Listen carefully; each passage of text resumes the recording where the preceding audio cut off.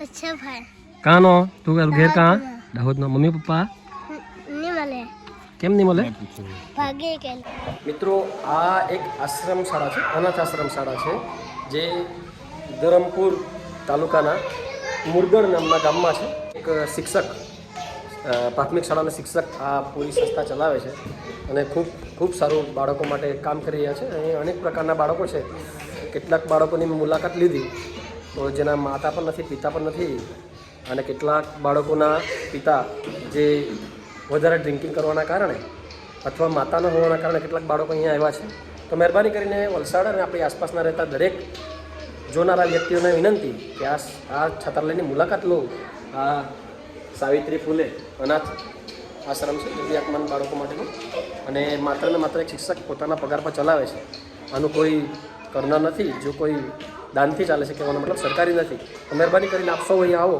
અને કંઈ ને કંઈ દાન નોંધાવો તમે ખાવાનું ન બનાવી શકો QR કોડ તમને આપીશ તમે એના પર સ્કેન કરીને દાન નોંધાવવા મહેરબાની કરીને વિનંતી ખૂબ નાના નાના બાળકો છે આપને આખા વિડીયોમાં હું બતાવીશ ધન્યવાદ पृथ्वीराज હે પુષ્પરાજ पृथ्वीराज પૃથ્વીરાજ શું કરે પપ્પા नीचे નહીં મળે પપ્પા મમ્મી नीचे મમ્મી બી નહીં મળે પપ્પા બી નહીં મળે ચાલ કંઈ નહીં ને ખાઈ લે ચાલ ઓઈરામ જય શ્રી રામ જય શ્રી રામ जय श्री राम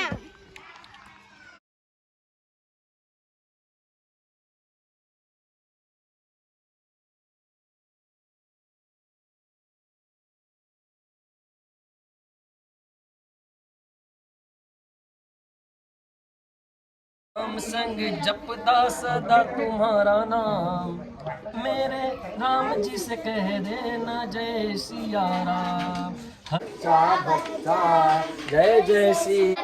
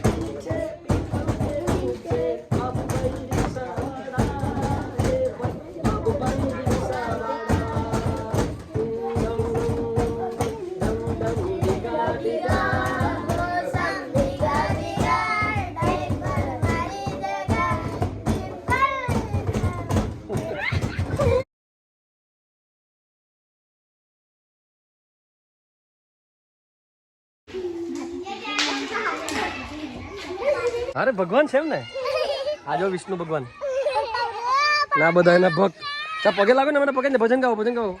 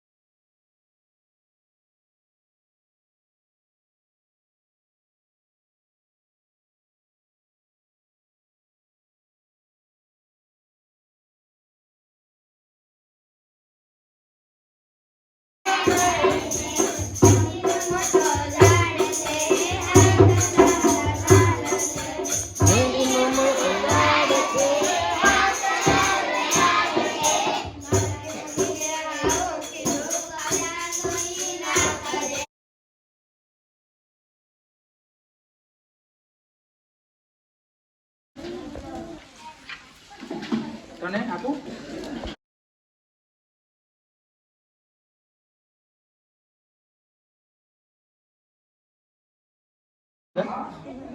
મહેશ્વરી કहाँ रही तू તારું ગામ કहाँ બારિયા પપ્પા શું કરે નહીં મળે મમ્મી કોના ઘરે રહેતા તું ઘરે કોના જોડે રહી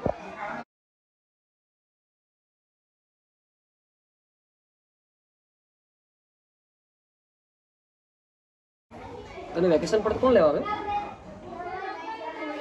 કોઈ નહીં લેવા આવે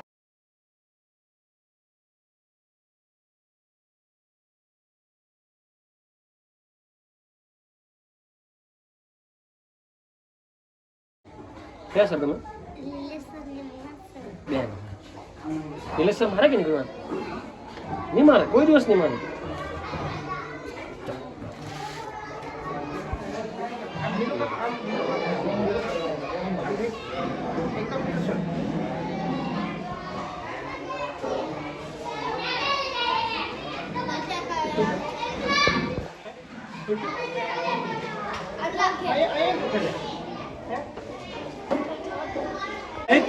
હે ઉત્સવ પપ્પાનું નામ શું છે કે નહીં મળે નહીં મળે મમ્મી મમ્મી બી નહીં મળે તને કોણ બહુ ગમે અહીંયા કયા સર નિલેશ સર કેમ પણ નિલેશ સર ગમે વેદના તમને હું તને કા દુખતું છે અહીંયા દુખે આમ દુખે તને કઈ જોઈએ બેગ બેગ ને એવું કઈ શું જોઈએ બોલ બેગ કપડા લાવવાનો છે કપડા પાસા વચ્ચે લેવો ને ચોકલેટ ખાવ ને ચોકલેટ લઈ આવો ને બાલવાટિકામાં ભણે નમસ્તે સાહેબ નમસ્તે સાહેબ આ સંસ્થા તમે કેટલા વર્ષો ચલાવો અમારું આમ તો રજિસ્ટ્રેશન 2022નું છે પણ અમારે પાસે જેટલી જોઈતી હતી આ અનાથ બાળકોને રાખવા માટે અમારી પાસે કોઈ આવકના સ્ત્રોત ન હતા એના કારણે આ 5 વર્ષથી અમે આ સંસ્થા બનાવેલી પણ ગયા વર્ષે અમે આ તમે જોઈ શકો છો સાવિત્રીબાઈ ફૂલે અનાથ અને જરૂરિયાતમંદ બાળકો અમે શરૂઆત કરી હતી 35 બાળકોથી આજે અમારી પાસે 116 જેટલા બાળકો અમારી પાસે આ સંસ્થાની અંદર ભણી રહ્યા છે અને સાહેબ આ ટોટલી ખર્ચો તમારા મતલબ દાતાઓથી ચાલે કે પછી કોઈ સંસ્થા મતલબ કોઈ સરકાર દાન એવું કંઈ ગવર્મેન્ટનો આમાં કોઈ રોલ નથી અમે જુદા જુદા જે માનવતાવાદી જે દાતાઓ છે જેમને કોઈ ધર્મ કે જાતિ સાથે કોઈ સંબંધ નથી પણ એક માનવતા રાખી અહીંયા આવે છે અને એ દાતાઓના સહયોગથી જ અમે આખી સંસ્થા બાળકોને ચલાવીએ છીએ અને સાહેબ તમારો આવકનો સ્ત્રોત આવક સાહેબ અમે અત્યારે ગવર્મેન્ટ ટીચર છે મારી વાઈફ અને અમે એમાંથી મોટાભાગનો ખર્ચો અમે પણ નિભાવીએ છીએ અને દાતાઓ તરફથી જે વસ્તુ સ્વરૂપે મળે છે પણ અમારે આર્થિક સહયોગમાં અમને ઘણી તકલીફ પડે છે લગભગ આશરે તમને 108 કે 118 છોકરા કેટલા કીધા તમે 116 બાળકોને નિભાવવા માટે આર્થિક રીતે તમને કેટલો ખર્ચો થાય મહિનાનો નિભાવ ખર્ચ અમારો બધો જ ગણીએ તો લાખની ઉપર અમારો એક મહિનાનો ખર્ચો જાય છે આ અચાનક મતલબ તમને આ અનાથ બાળકોને રાખવા માટેની પ્રેરણા કે આ તમે આ કરો અને આ સેવાનું કાર્ય કરો એવી પ્રેરણા તમને ક્યાંથી મળી આમ મારી 22 વર્ષની ગવર્મેન્ટની સર્વિસમાં મેં ઘણા બધા એવા અનાથ બાળકોને અનુભવ કર્યો કે જે બાળકોને ઉછેર માટે એમને કોઈ તકલીફ નથી પણ જે ભણવાની ખાસ કરીને તકલીફ પડે છે એમાં ખાસ કરીને હું જ્યાં સર્વિસ કરતો ત્યાંથી જ મને આવા અનાથ બાળકોની પ્રેરણા મળી કે એ બાળકોનું બાળકો શિક્ષણથી વંચિત રહે છે એટલે અમે બંને પતિ પત્નીએ વિચાર્યું કે આપણે એવી કોઈ એક આશ્રમ ઊભી કરીએ કે જ્યાં બાળકો 2 ટાઈમનું જમે અને શાંતિથી શિક્ષણ લઈ શકે અને સાહેબ તમારા દ્વારા કોઈ સમાજને કોઈ મેસેજ આપવા માંગતા હોય એવું યસ અહીંયા તમે જોઈ શકો છો સાવિત્રીબાઈ ફૂલે એક ભારત દેશની પ્રથમ મહિલા શિક્ષિકા છે, જે અંગ્રેજોની સમયમાં એમણે શિક્ષણની જ્યોત જલાવી હતી. જ્યોતિબા ફૂલે અને સાવિત્રીબાઈ ફૂલે એમની જ પ્રેરણાથી અમે એવું વિચાર્યું કે હું એક એવા આદિવાસી એરિયામાંથી આવું છું જ્યાં હું ખૂબ ગરીબીમાંથી ઉપર આવ્યો છું, અને શિક્ષણ લેવાથી મારા જીવનમાં જે પરિવર્તન આવ્યું છે એ પરિવર્તન હું આવા અનાથ બાળકોની અંદર જોવા માંગુ છું. સાહેબ, કોઈ વાર તમને એ બીક લાગી ખરી કે આ સંસ્થા મારે બંધ કરવી પડશે, કે અથવા તો દાતાની કમી અથવા આર્થિક સંક્રમણ થાય એવું કંઈ થયું ગયું? ઘણી વખત જ્યારે અનાજ એકદમ ઘટી જાય, ક્યારેક અહીંના કર્મચારીને મારે પગાર ચૂકવવાનો હોય, ત્યારે હું અંદરથી જ ગુંગળામણ અનુભવું છું કે મારે હવે કઈ રીતે જવું, આગળ કઈ રીતે વધવું. પણ પાછી મને એક હિંમત મળે છે કે નહીં, હું સારું એક કામ કરું છું તો કુદરત મને સપોર્ટ કરશે. એ રીતે હું આગળ આશાવાદી બની અને આ કાર્યને આગળ લઈ જાઉં છું. સાહેબ, અંતે સંસ્થાનું નામ અને તમારું નામ એકવાર જણાવજો. અહીંયા પ્રકૃતિ જન સેવા ચેરિટેબલ ટ્રસ્ટ એ આપણું રજિસ્ટ્રેશન થયેલી સંસ્થા છે, અને આની અંદર તમે જો આર્થિક સહયોગ કરવા માંગતા હોય તો અહીંયા આપણે QR કોડ અમે તમને આપીશું. એમાં તમે એકાઉન્ટ પે પણ કરી શકો છો. અમારું નેશનલાઇઝ બેંકની અંદર આ સંસ્થાનું એકાઉન્ટ પણ છે, તો એમાં તમે આર્થિક સહયોગ આપી શકો છો. કારણ કે શરૂઆત અમે કરી છે, પણ જવાબદારી આપણા સૌની છે. Thank you.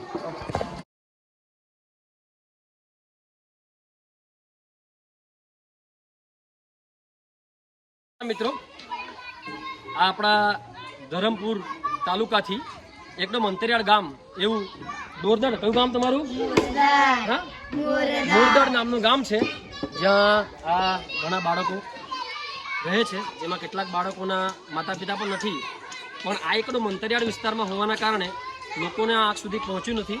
એક માત્ર એક શિક્ષક આ ચલાવે છે શાળા, અને આવા ઘણા બાળકો કે જેના માતા પિતા વગરના ઘણા બાળકો અહીં રહે છે, અને એમના ભરણ પોષણ તથા તેમના જમવાની દરેક સુવિધા આ શિક્ષક પૂરી પાડે છે. તો આપ સૌને વિનંતી કે આવી શાળાની મુલાકાત લો, આશ્રમ શાળાની મુલાકાત લો, અને અહીંયા આવીને પોતાનું થોડુંક યોગદાન આપો. કારણ કે આ જે સંસ્થા છે એ કોઈ સરકારી નથી. આમાં એક શિક્ષકના તથા આપણા જેવા દાતાઓના સહભાગીતાથી ચાલે છે. એટલે સૌને વિનંતી કે આ શાળાની મુલાકાત લો. આપના ઘરે જે કોઈ શુભ પ્રસંગ હોય, અશુભ પ્રસંગ હોય, તે પ્રસંગે અહીંયા આવી અને આ બાળકોને ભોજન આપી શકો છો. તથા આ બાળકોને પોશાક કંઈનું પણ વિતરણ કરવા માંગતા હોય તો આપને આમાં એડ્રેસ આપીશ, અને આ સંસ્થાનો જો QR કોડ હશે તો એ આપણે મૂકશું, જેથી કરીને તમે જે કોઈ દાન, બાળકોના પિતા નથી, માતા નથી, અને કેટલા એવા બાળકો છે જેના માતા બી નથી ને પિતા પણ નથી, જેમણે પોતાના માતા પિતાને જોયા પણ નથી. અને શિક્ષક જોડે વાત કરતાં જાણવા મળ્યું કે અહીંથી જ્યારે એમનું વેકેશન પડે કેટલી જગ્યા પર એવું થાય છે કે એમને લેવા પણ કોઈ આવતું નથી. તો આપ શ્રીને વિનંતી કે એકવાર અહીંયા આવો. આ તમને આનું લોકેશન હું તમને જણાવી દઈશ, એડ્રેસ આપીશ. મહેરબાની કરીને અહીંયા આવો અને ભોજન કરવું એટલે ભોજન કરાવો, કંઈ દાન કરવું દાન કરાવો, અને આ વિદ્યાર્થીઓ જોડે પોતાનો સમય વ્યતીત કરો. બોલો જય શ્રી રામ. ચાલો. સાહિલ નામ તારું રહેવાનું કા દીકરા? બારિયા. પપ્પાની શું થયેલું? ભાગી ગયેલા. અને મમ્મી બી ભાગી ગઈ. ખાવાની બાય બાય. ખાવાની મજા આવી ને? સમોસા. બીજું ખાવાનું દીકરા? સમોસા, ભજીયા 2. પછી ચોકલેટ. પછી કટલેસ. બધું યાદ રાખો ભાઈ, લાવા કે ચોકલેટ. પછી ઉપરવાળા બોલો. શ્રીખંડ ભાવે? શ્રીખંડ. આઈસ્ક્રીમ. હવે બધુંમાંથી એક વસ્તુ કયું બોલો, બધાથી વધારે? આઈસ્ક્રીમ. ફાઇનલ ને?